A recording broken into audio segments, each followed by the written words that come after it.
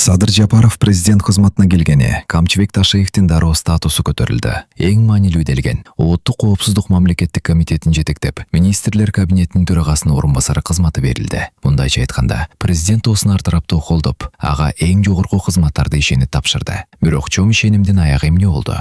Жаман жолдош жоодон жаман демекчи. Камчыбек Ташиевдин койнундагы кодур ташы билинип калды. Берилген мүмкүнчүлүктөрдү элге кызмат кылуу үчүн эмес, өзүнүн жеке кызыкчылыгына пайдаланганын убакыт көрсөттү. Туугандарын, жакын адамдарын майлуу, сүттүү жерлерге отургузуп, элдин ырыскысына 5 манжасын матырып алган. Ага тойбой чыккынчылык кылып, президенттин ордун эңсеп баштаган. Ал үчүн баары кылдаттык менен даярдалган.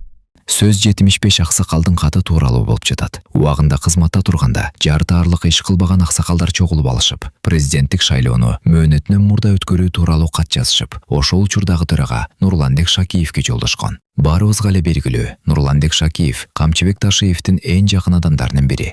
Кайрылуу парламентке кери түшүп, каттоодон өткөн. Ошол кездеги төраганын Нурланбек Тургунбек уулу резолюциясы менен катты кароо үчүн профилдик комитеттин төрагасына жөнөтүлгөн. Парламентте депутаттардын арасында Камчыбек Ташиевдин жакын адамдары бар болгон экени жашыруун деле эмес.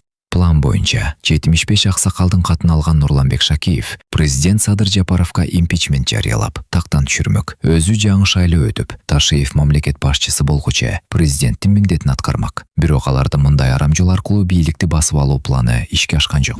Президент кырдаалды өз убагында байкап, баарын так түшүнүп, мыйзамдын негизинде тиешелүү чечимдерди кабыл алды. Натыйжада ар ким өз ордуна коюп, адилеттүүлүк үстөмдүк кылды. Жыйынтыктап айтканда, бул окуя дагы бир жолу далилдеди. Мамлекетке берилген ишенимди жеке кызыкчылык үчүн пайдаланган адам акыры жоопкерчиликтен качып кутула албайт. Ал эми чыныгы лидер ар дайым кырдаалды көзөмөлдөп, өлкөнүн туруктуулугун жана адилеттүүлүктү камсыздайт.